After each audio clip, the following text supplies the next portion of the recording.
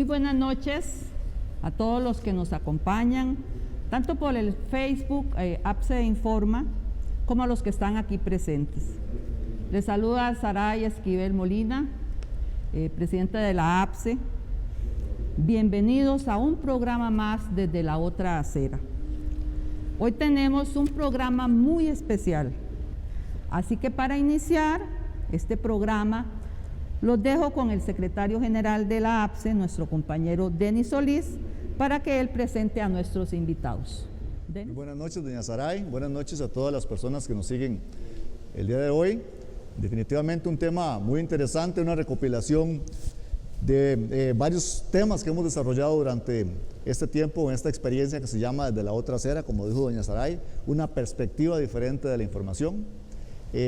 Vamos a tener el tema de 4 años de caos social, y para el desarrollo de este tema tenemos invitados de lujo. El día de hoy nos acompaña el señor diputado José María Villalta del Frente Amplio.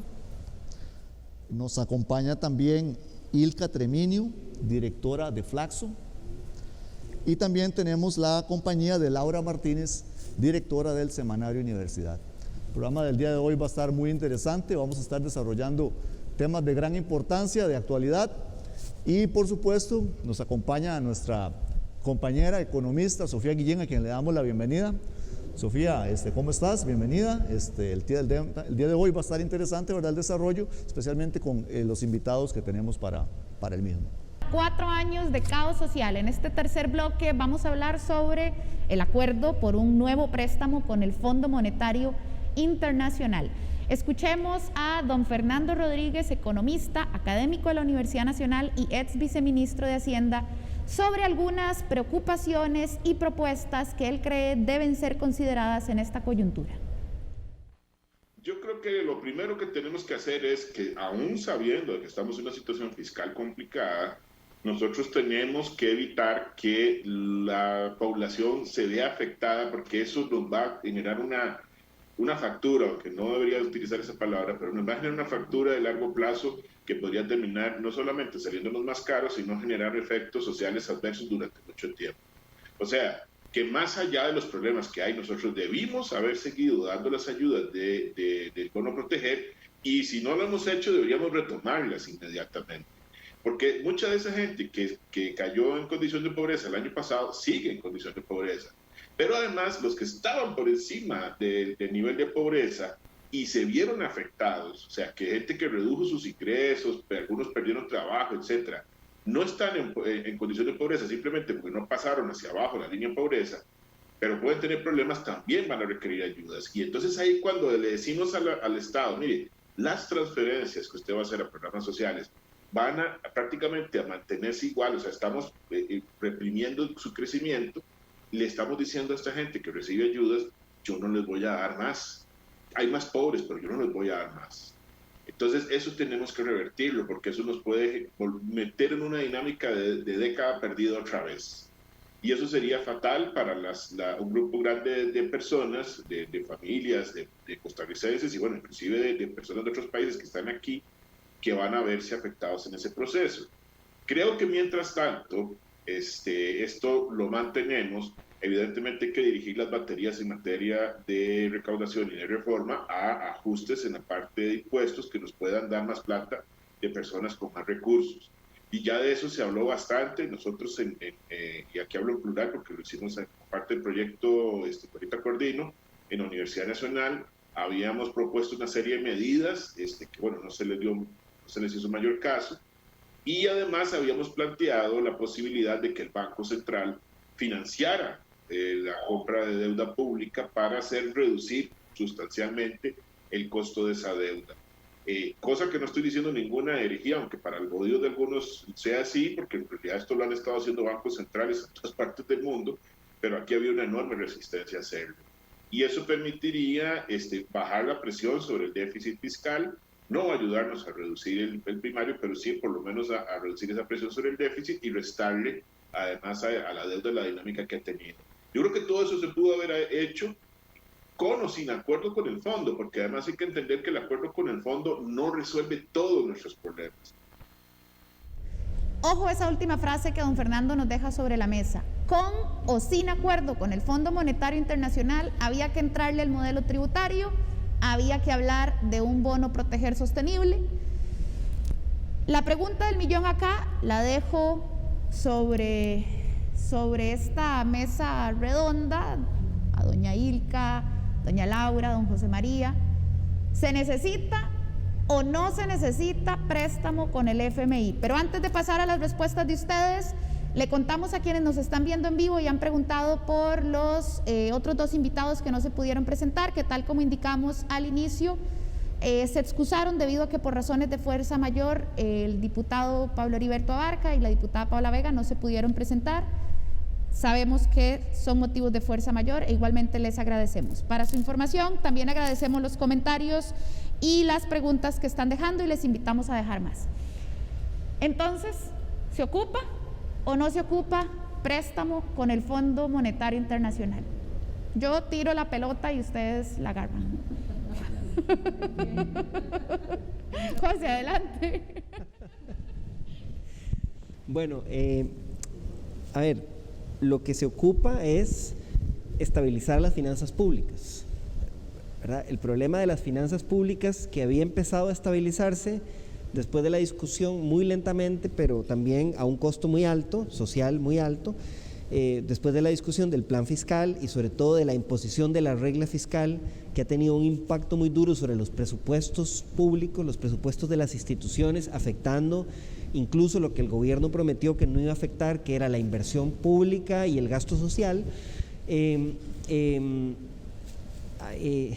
Todo eso se desequilibra o se agrava con la situación de la pandemia, donde por un lado el Estado se ve obligado a aumentar el gasto público, pero al mismo tiempo se contraen de forma seria los ingresos tributarios producto del parón en la actividad económica. Entonces, lo que se necesita es equilibrar esas finanzas públicas, porque hay un crecimiento explosivo de la deuda pública, pero sobre todo se necesita también atender el problema social, el problema de crecimiento de la pobreza, de desempleo, de desigualdad, y para eso se necesita poder direccionar recursos. Entonces, el gobierno escoge la ruta del FMI no porque sea la única institución que le puede prestar plata al país, sino porque además busca imponer un programa de ajuste asociado al préstamo del Fondo Monetario Internacional, que es avalado por los grupos de poder económico en el país. ¿Podría haber existido otra forma de equilibrar las finanzas? Sí, podría haber existido. ¿Podría ser ese el único acuerdo posible con el FMI? No. El gobierno podría, o incluso un nuevo gobierno podría renegociar con el fondo otros términos, porque lo que el fondo exige es que se cumplan ciertas metas de estabilización de las finanzas públicas, pero no exige que tiene que ser la ley de empleo público y las reformas tributarias regresivas la única forma de estabilizar las finanzas públicas. Entonces, efectivamente, el gobierno podría haber firmado un acuerdo con el FMI, pero en otros términos, por ejemplo, impulsando lo que hemos defendido desde hace mucho, que hace falta en este país una reforma tributaria más progresiva que toque los vacíos que impiden que el impuesto sobre la renta realmente pueda captar las riquezas más grandes de este país, donde no haya exoneraciones a los más ricos y garrotazo para la clase trabajadora y los que menos ganan, los que menos tienen. Entonces era posible otro acuerdo. Ahora lo que vemos es que hay una gran presión para que la Asamblea Legislativa apruebe el préstamo, que se iba a votar hoy, pero al final no se votó, el préstamo de los 1.700 millones de dólares y un doble discurso, ¿no? Cuando les conviene, sí o sí el préstamo está amarrado a toda esta agenda. Para que los diputados voten ese préstamo, no está amarrado, no hay problema, pueden votar el préstamo y después vemos los otros proyectos. Pero cuando les conviene presionar con los otros proyectos, ahí sí salen diciendo que sí o sí hay que aprobar la ley de empleo público, que sí o sí hay que aprobar los nuevos impuestos, algunos muy injustos que quieren imponer, y ese es el debate. Por supuesto que había e incluso ahora hay alternativas para equilibrar las finanzas públicas sin necesidad de seguir reforzando y aumentando las desigualdades que existen en nuestro país. Bueno, de hecho, don Fernando Rodríguez nos hablaba de una alternativa que la Universidad Nacional había propuesto el año pasado, que era que el Banco Central utilizara un pedacito, no todas, un pedacito de las reservas monetarias internacionales para aliviar la necesidad de un crédito. Es decir, la prueba de que varios sectores hace rato vienen haciendo propuestas alternativas. Doña Laura, me pregunto cómo se percibe comunicativamente esa discusión, esos pulsos sobre si hace falta o no este préstamo, ¿verdad? Porque algunas fuerzas políticas de plano todavía no se deciden, otras dirán no, otras dirán que sí, algunos sectores sociales la rechazan, es año electoral, entonces también es complicado. ¿Cómo está ese pulso, ese estira y encoge sobre el FMI? La cobertura ha sido muy igual, ¿verdad? Como lo dijimos al principio en torno al tema de la reforma fiscal, la cobertura ha sido en torno a debe haber acuerdo con el Fondo Monetario Internacional, con excepciones. Y esa excepción es el semanario, que ha planteado igual un tema más amplio y de más debate. Es decir, no solo existe una vía, existen otras opciones, y es recoger el pensamiento de otros economistas, incluyendo el grupo de economistas de las universidades estatales, el grupo que ha liderado también don Fernando, hay grupos también dentro de la Universidad Nacional. ¿Para qué? Bueno, el semanario también ha incursionado en revelar otras informaciones, como por ejemplo el cobro a los famosos impuestos a las personas, a las fortunas. Hicimos una propuesta, me acuerdo, una publicación periodística que generó mucha reacción, y pusimos una nota cuando estaba empezando la pandemia. La periodista Natalia Díaz hizo una información en torno a quiénes eran las 3 personas más ricas. Por cierto, me la encontré en el informe de la Fiscalía, porque una de ellas era don Carlos Cerdas, el dueño de la empresa MECO. Sí, entonces, esa información, ¿por qué la sacábamos? Porque en otros países como Argentina y otros más se estaban aprobando, gestionando o hablando sobre el impuesto a las fortunas para enfrentar los problemas de las finanzas, exactamente, que están teniendo también los otros países en el mundo y que están teniendo América Latina. Hoy tenemos un presidente en los Estados Unidos, Joe Biden, que propone un impuesto del 15% a las transnacionales. Vean ustedes qué interesante, y lo propone en el marco de la OCDE, ahora que nosotros estamos en la OCDE, ¿verdad? Entonces es algo muy, muy interesante. Fuimos censurados y castigados, me acuerdo, por esos troles, un poco tradicionales en su visión, o muy partidistas en esa visión conjunta que tienen casi todas los partidos mayoritarios, sobre todo, o que dominan en la Asamblea Legislativa. Don José María Villalta, por favor, haga la excepción. Pero lo decimos. Y recuerdo la reacción, ¿por qué? ¿A raíz de qué saca eso el semanario? Y es que también esa nota estaba complementada con cuál era una entrevista y cuál era la propuesta que se estaba manejando alternativa al tema del Fondo Monetario Internacional, que ya empezaba a sonar en marzo del año pasado, que ya empezaba a escucharse en el año pasado. Es que esto tiene rato. Y después viene toda la discusión de la cobertura del diálogo nacional, del diálogo multisectorial, que finalmente termina con una declaratoria del presidente a un medio de comunicación, al diario La Nación, que no fue conferencia de prensa con los otros medios, diciéndoles no, sí va a haber préstamo con el Fondo Monetario Internacional. Cuando se firmaban los acuerdos, y nosotros sacábamos la nota, recuerdo, sobre los acuerdos que habían firmado con ustedes, cosa que nos generó muchísima extrañeza. Entonces, ¿cuál ha sido la cobertura? Me pregunta doña Sofía Guillén. Bueno, le decimos, esa ha sido la cobertura.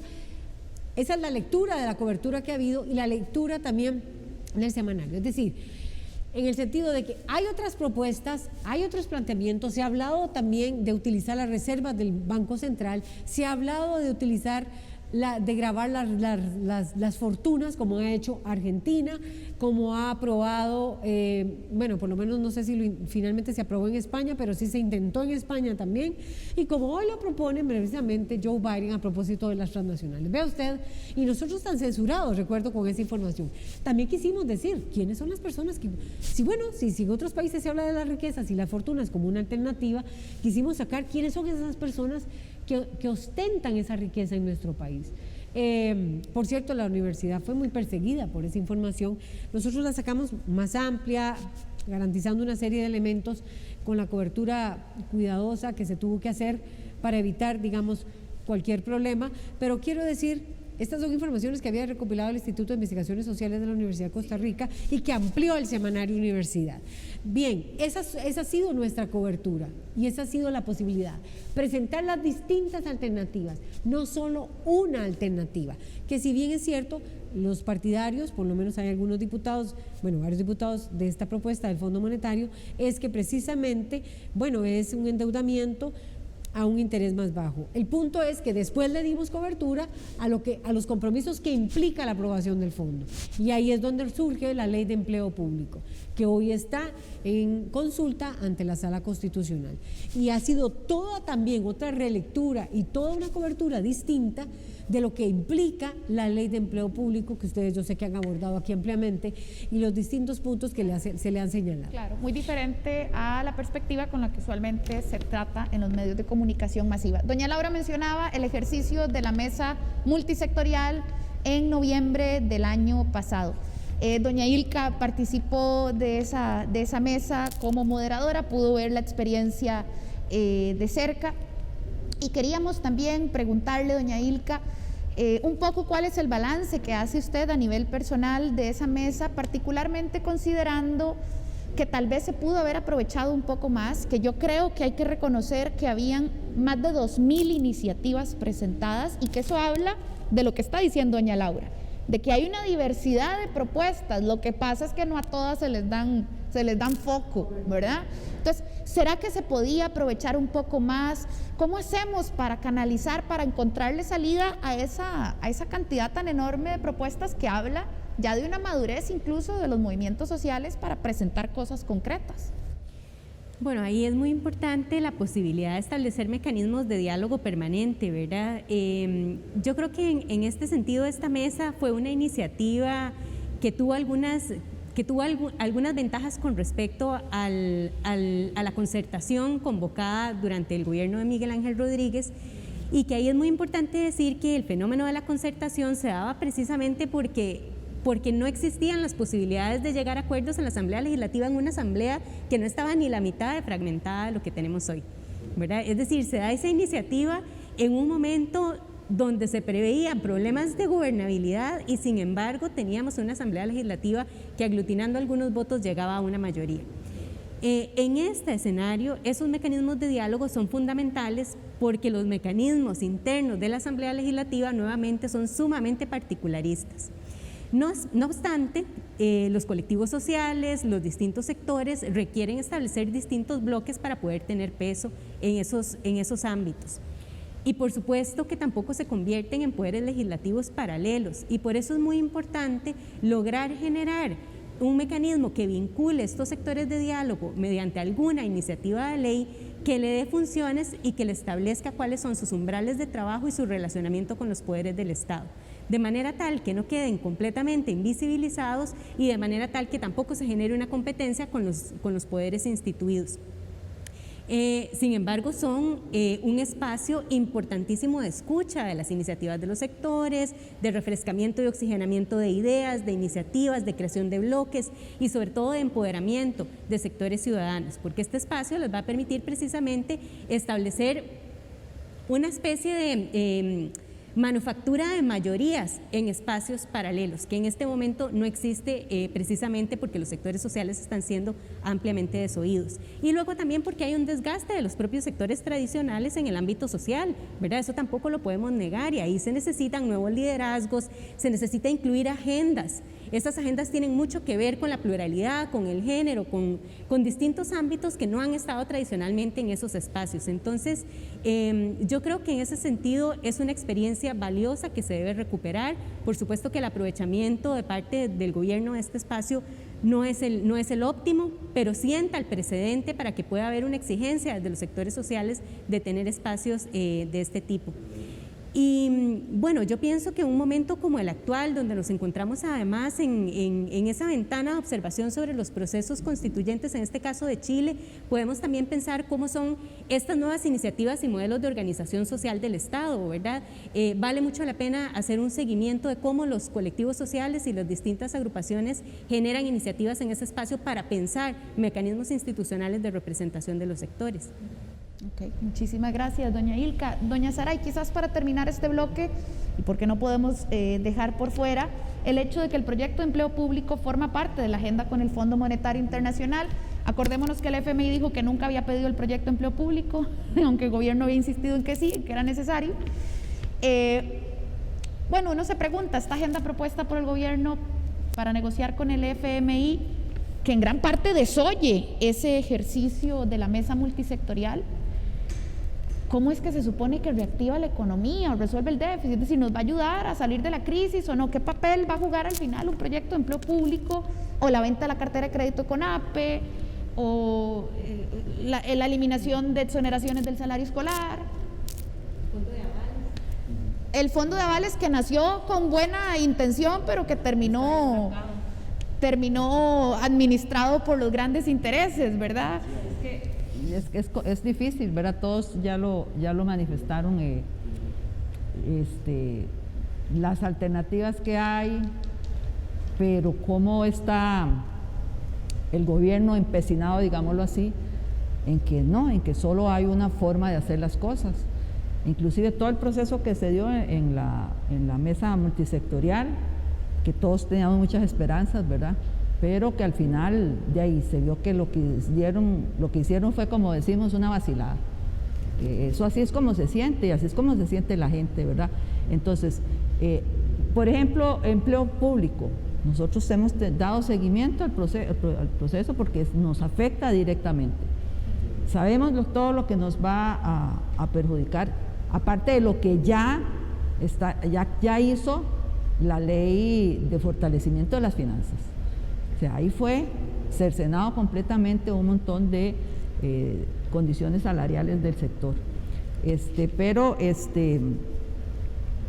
en esto de empleo público tiene un montón de cambios. Desde que empezamos el año pasado, le quitan esto, le ponen el otro, tratan de tallar el asunto como irlo acomodando, ¿verdad? Pero al final no encaja en nada, y aún así se insiste en aprobarlo.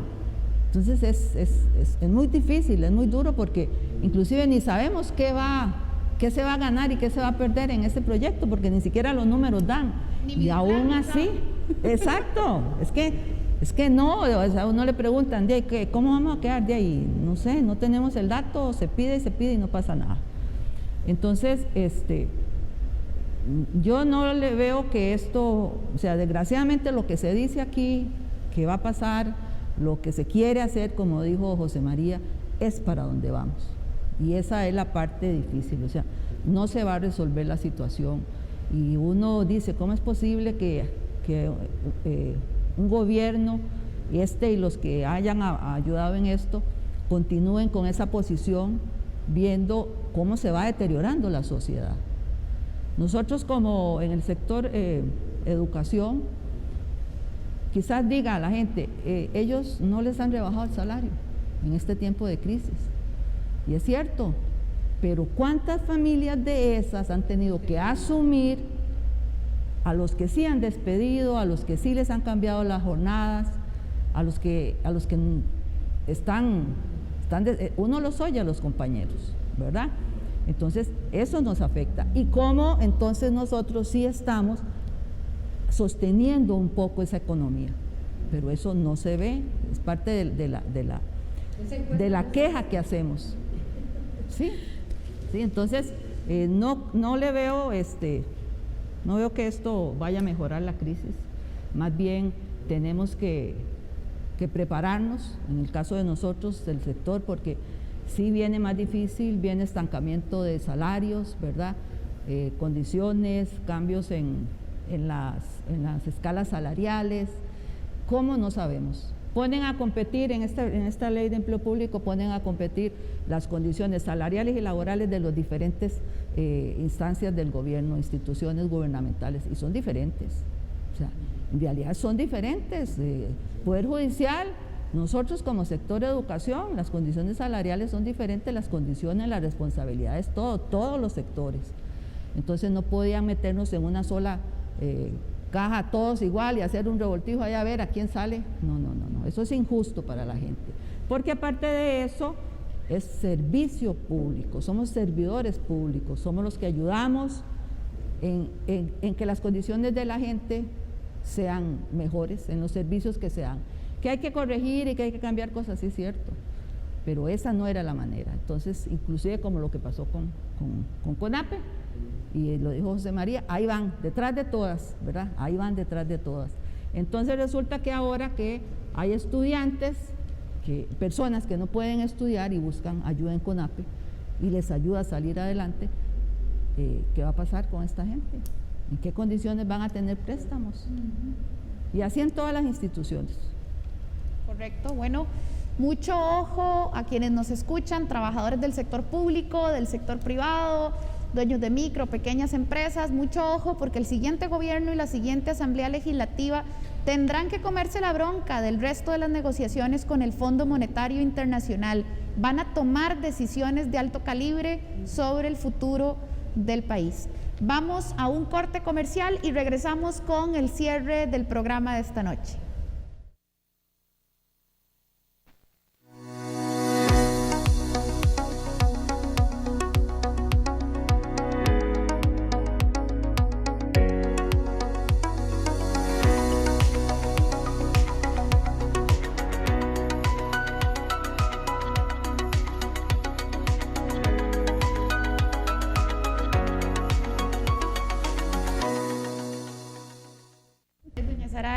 Don José María, muchas gracias por acompañarnos esta noche. Doña Laura, gracias. Y a propósito de los espacios alternativos al semanario, también gracias.